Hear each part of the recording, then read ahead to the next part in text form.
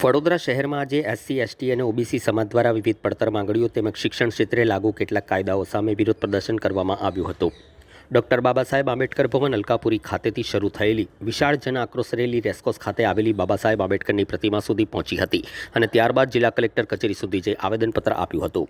આગેવાનોનું જણાવવું છે કે યુજીસીના વર્ષો જૂના કેટલાક નિયમોના કારણે વિદ્યાર્થીઓને અન્યાય સહન કરવો પડે છે.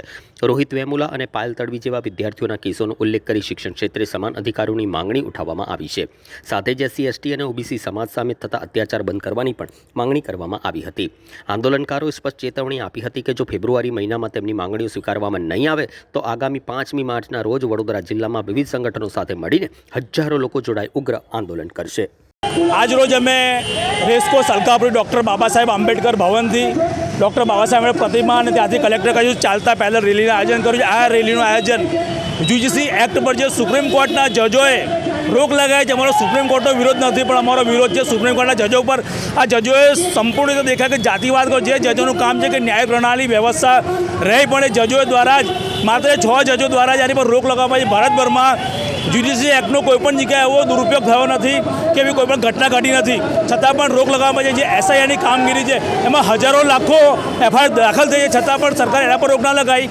રોક કોના પર લગાવી? જે આ દેશ તો એકદમ કમજોર વર્ગ છે અને યુજીસી એક્ટ તો ખાલી માત્ર જે લોકોએ વર્ગીકરણને શોધ કરી ખાલી યુજીસી એક્ટને આ લોકોને પહેલાં એ આવ્યો હતો કે અમે એને સ્ટે લાવીશું. એકચ્યુઅલમાં એસસી એસટીના છોકરા પર જે અધિકાર હતા એ અધિકાર રોકવાનું કામ થયું છે. એ જૂની એક્ટ હતી, એ એક્ટ એમને પ્રોટેક્શન હતું, પણ એ એક્ટ પર હવે સ્ટે કરી દો. એટલે અમારા જે બાળકો છે ઓર ભણતરમાં ડાઉન જશે, અમારા બાળકો સારા ઓફિસર ના પણ. એટલા આ મનુવાદની જે બુદ્ધિ છે, બુદ્ધિ માત્ર દેશના મૂળ નિવાસીઓને હંમેશા ગુલામ બનાવી રહી છે અને આ અમે હરગીઝ ચાલવા દઈએ નહીં.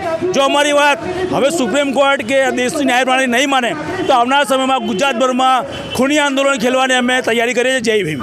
150 થી 200 લોકોની સંખ્યામાં છે. આ બધા સંગઠનના પ્રમુખો આવ્યા છે, કોઈ પબ્લિક નથી. આ પ્રમુખો જ્યારે આવશે આ લોકો સાથે 500 માં 600 લોકો આવશે. આવનારા સમયમાં બહુ મોટી જનમેદની ભેગી થઈ શકે છે.